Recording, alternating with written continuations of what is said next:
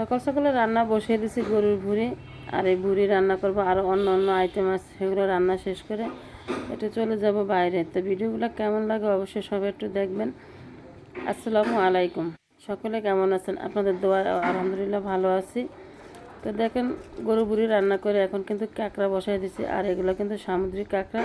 কাঁকড়াগুলোকে ভালো করে ভেজে বুনো করে নিয়ে এসে নিয়ে ট্রের মধ্যে ঢেলে দিয়েছি একটু ঠান্ডা হওয়ার জন্যে। ঠান্ডা না হলে তো তাড়াতাড়ি করে খাওয়া যাবে না। খাওয়া শেষ করে চলে আসলাম বাজারে। বাজার মানে মার্কেটে, একটু যে মার্কেটে যাব একটু টুকিটাকি কেনাকাটার জন্যে। তো টুকিটাকি কেনাকাটার জন্য মার্কেটে চলে গেছি। আসলে আজকে কথা বলতে পারতেছি না বেশি, একটু অসুস্থ তার জন্য।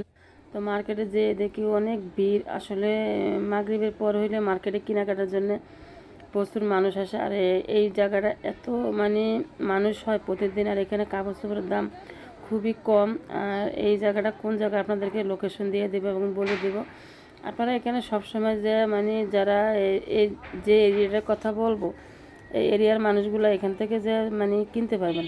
আর সেটা হলো এই মিরপুর 13 নম্বর পানির ট্যাঙ্কি, এইদিকে আপনারা এগুলো কিনতে পারবেন খুবই কম দামে। আর দেখেন সকাল মানে মাসের শেষের দিকে একটু বেচা কিনাটা কম দেখা যায়, আবার যখন বেতন পায় তখন আবার মানুষের বেচা কিনা ভালোই হয়। তবে এখানে আপনি এমন কোনো জিনিস যে পাবেন না, একদম যারা মধ্যবিত্ত ফ্যামিলি তারাও কিনতে পারবেন। তো আমি দেখেন জুতা দেখছি, জুতাগুলো আগে ছিল 350, এখন 250 করে ছেড়ে দিচ্ছে।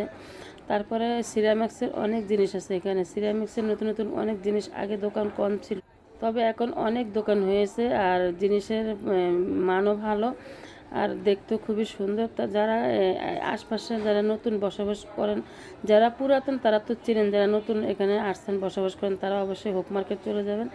আর এখানে গেলে আপনারা অনেক সুন্দর সুন্দর জিনিস পাবেন, একদম অল্পটা দামের মধ্যে ব্যাগ ভর্তি করে কিনে নিয়ে আসতে পারবেন। তবে ভিডিওটা কেমন হচ্ছে অবশ্যই জানাবেন। ভালো লাগলে একটু লাইক কমেন্ট শেয়ার দিবেন। আল্লাহ হাফেজ।